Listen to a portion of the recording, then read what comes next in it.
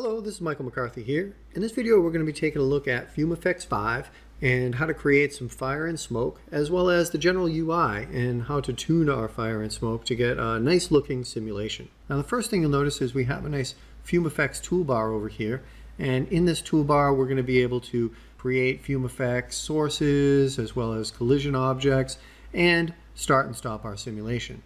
To get started, we'll just click on Create FumeFX. And what that's going to do is bring up the main FumeFX UI, and it's going to create a volume grid that we can work with. This volume grid is where all of the FumeFX action is going to happen. Any fluid dynamics we want is going to be contained inside this grid. So whether it's a candle flame or a large explosion, you want to kind of make this grid the size of your effect. And you could do that over here in the command panel. We'll just maybe do some changes here, change it to 80 by 80 by 80 or 70. And you can also do that over here in the main UI. So maybe I'll change it back to 100 by 100 by 100. The other important thing about this grid is going to be the spacing. The spacing is basically the resolution of your grid. So if I make this much bigger, like 15, we're going to see this really large cube in the corner. And this would be way too low resolution for us to simulate at. The starting size of 1 is usually pretty good, but you may have to kind of go down in spacing for higher resolution and better looking simulations. Let's take a look at these tabs that we have in our main FumeFX UI. You can see we have multiple sets of tabs here. We can start with the general parameters, and this is, as it suggests, all the general things that you want to set up. The size and spacing of your grid, things about the output, your cache paths, as well as the playback options. We also have a simulation tab, and in this tab you're going to set the way that the fluid is going to simulate. Okay, so the quality, things like whether it has more or less vorticity, gravity, and even turbulence is going to be in here. You're also going to tell it what you're going to simulate, whether it's going to be smoke or fire or just one of those. Next to that we have our wavelet turbulence and post-processing tab. And this is a great tab. It's actually a kind of secondary simulation you can do on top of your default simulation to get better details and resolution. And you also have post-processing, which can help get your cache sizes down after you've created a simulation. In the rendering tab, we're going to take a look at a little bit of the rendering quality. Most of the time you're going to spend in here is going to be adjusting the color and some of the opacities and the overall look of your simulated smoke or fire. In the illumination tab, this is where we're going to pick our lights that are going to contribute to lighting and casting shadows on our smoke. And finally, in our objects and sources tab, this is where we're going to add objects and sources as well as space warps to our volume grid. Right now we don't have anything to emit any fluids into our volume grid, so that's the first thing that we want to do. We can either do that from here. If I click on this little icon, I can pick a simple source, and that's going to make a simple source that will emit into our volume grid. And if I just delete that, another quick way to do this on the toolbar is if we have our FumeFX grid selected, we can go over to click Create Simple Source, and you'll see that'll automatically be added here for us. Next, what we can do is just click on the Start Simulation button here or in the FumeFX toolbar, and we'll start to get a simulation. Our simulation info window will pop up, and this gives us a lot of great info about our simulation, but we won't necessarily need that right now, so I'm going to minimize it. And you can see that we have some smoke as well as fire coming up in the viewport in our grid. Now once that's done, we can zoom in a little bit and do a quick render. And you'll see that we have some nice kind of smoke and fire right off the bat. So just to quickly set up smoke and fire, those are the main steps that you need. Create a FumeFX grid, create a simple source, and press simulate. Next, let's take a look at some of the viewport display options. I'll just zoom out a little bit and hide the grid, and we'll just close our FumeFX UI for the moment.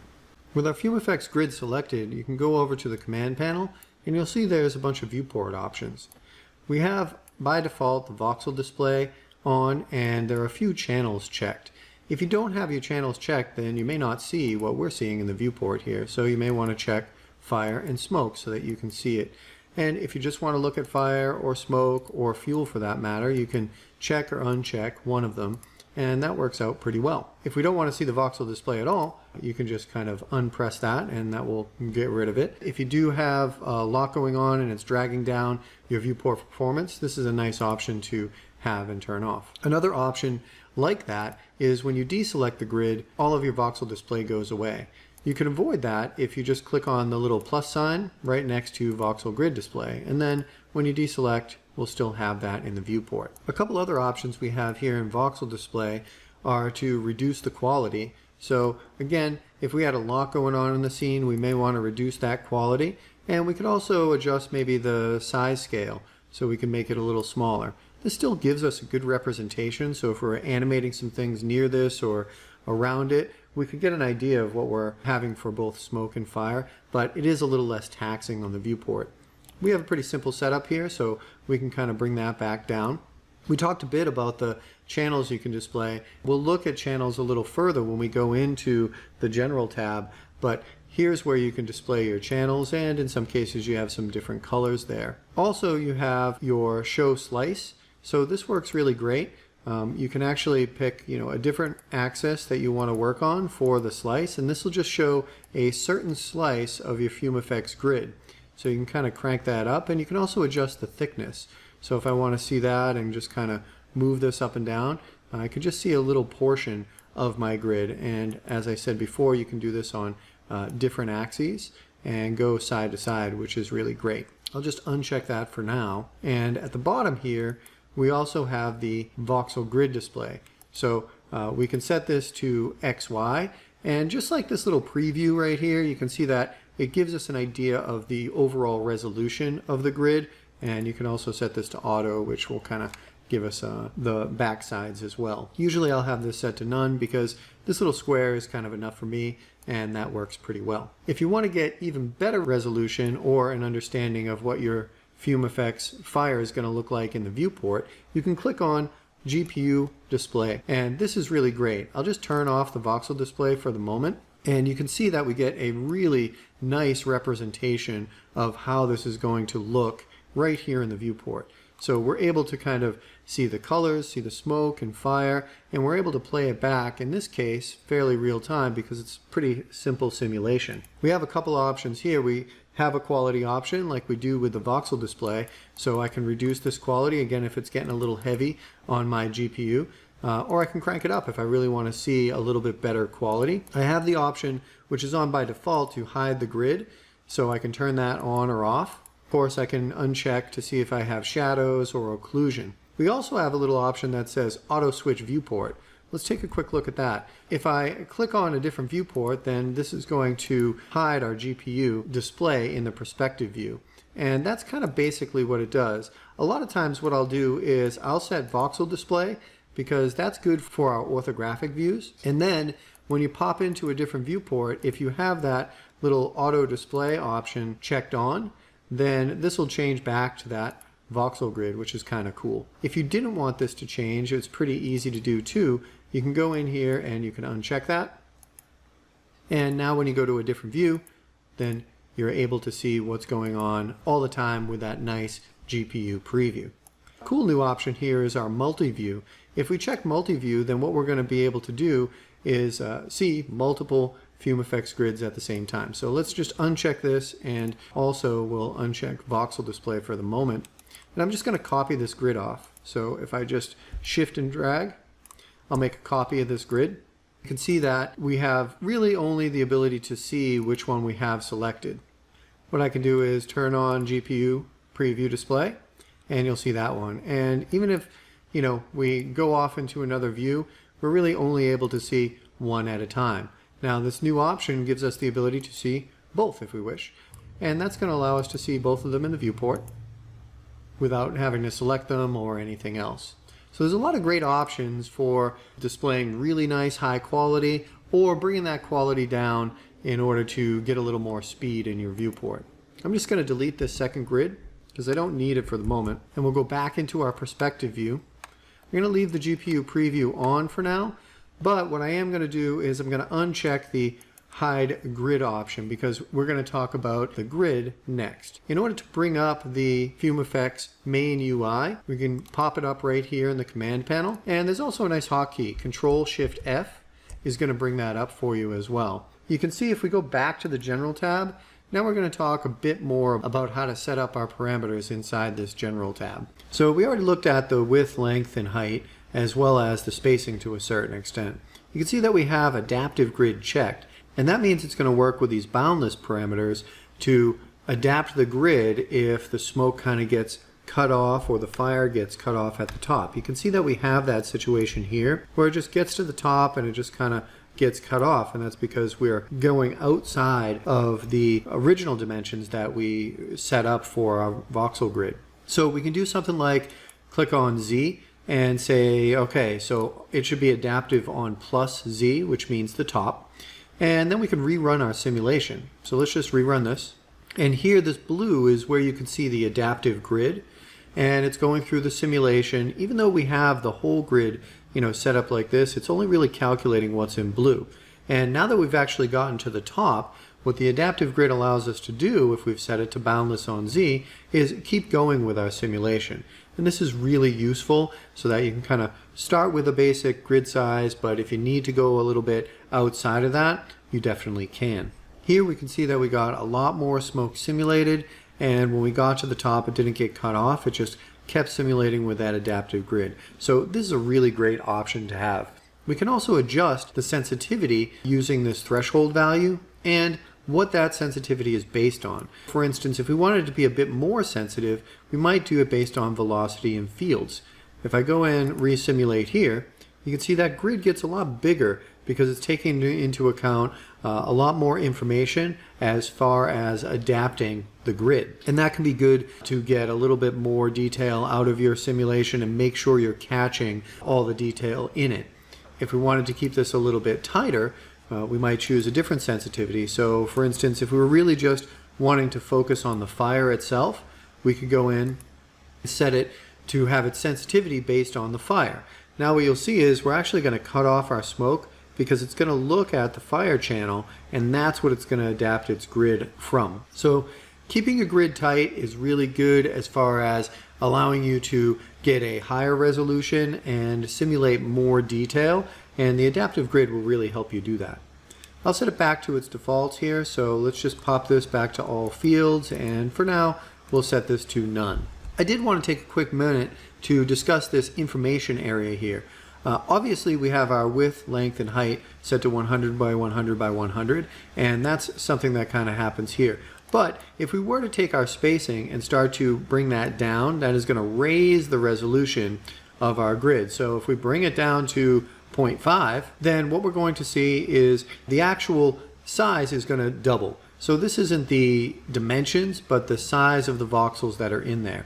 And it also gives us an idea of how much RAM this is going to take to calculate. And that's a really important thing to understand better, because if you've exceeded the amount of RAM that you have, you're going to run into some problems. But as a general rule, if you have a lower spacing, higher resolution, you're going to get a lot more detail out of your smoke and fire. And just like anything, you want to balance that quality versus the time. You can see here we're getting a lot more detail, but it is at the expense of some simulation time. So I'll just stop that here.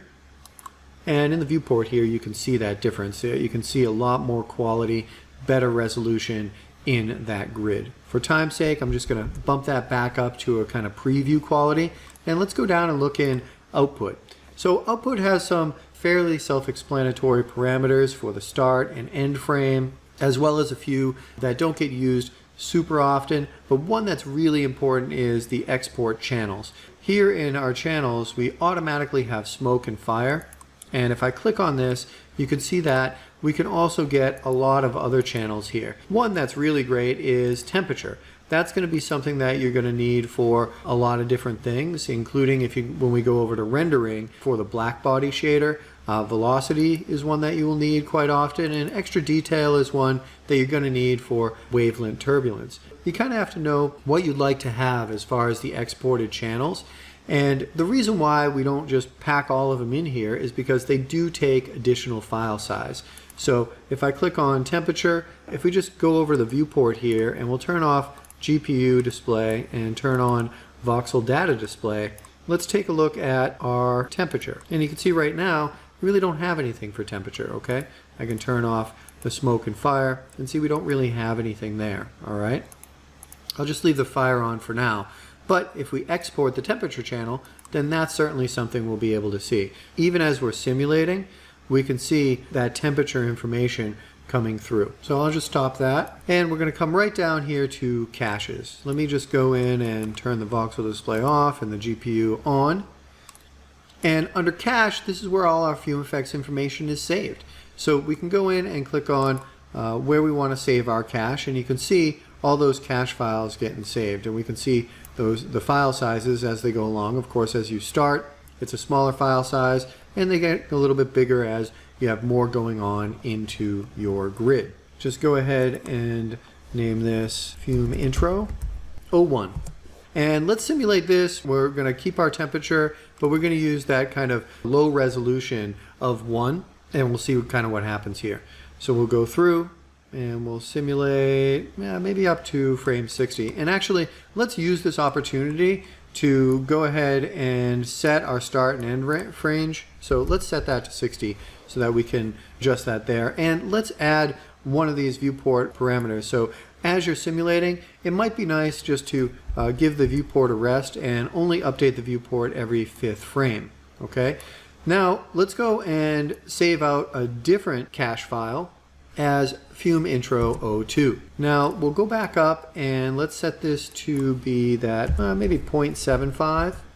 So that's going to make our grid smaller, give us a little bit more detail. You can see that every 5th frame is just showing up in the viewport. This can kind of give your viewport a rest and give you a little bit more speed, and we're only going to simulate to that frame 60 in this case. Okay.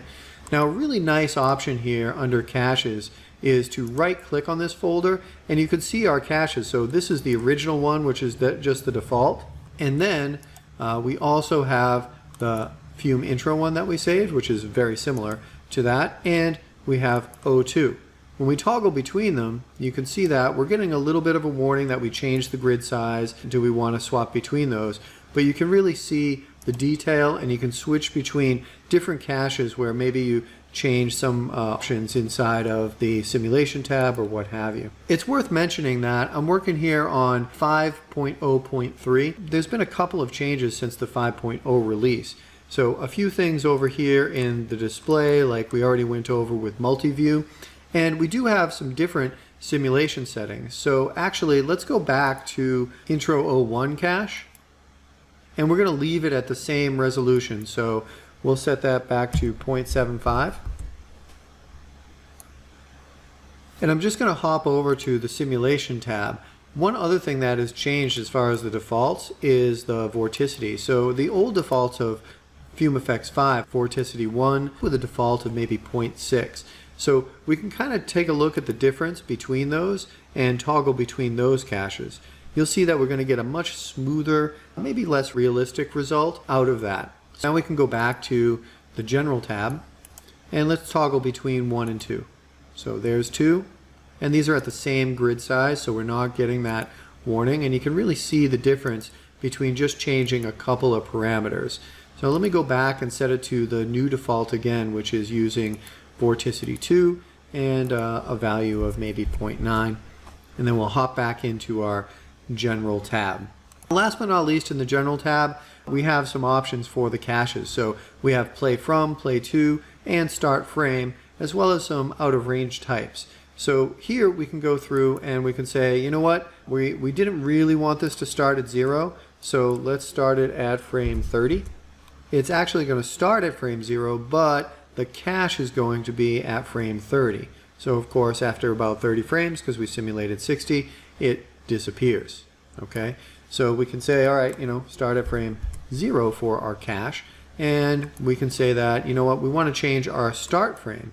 So here's frame 0 for our cache, and that goes through. But if we wanted all of that to start at frame 25, then you'll see that we'll have nothing happening here, and then when we go to 25, our simulation starts.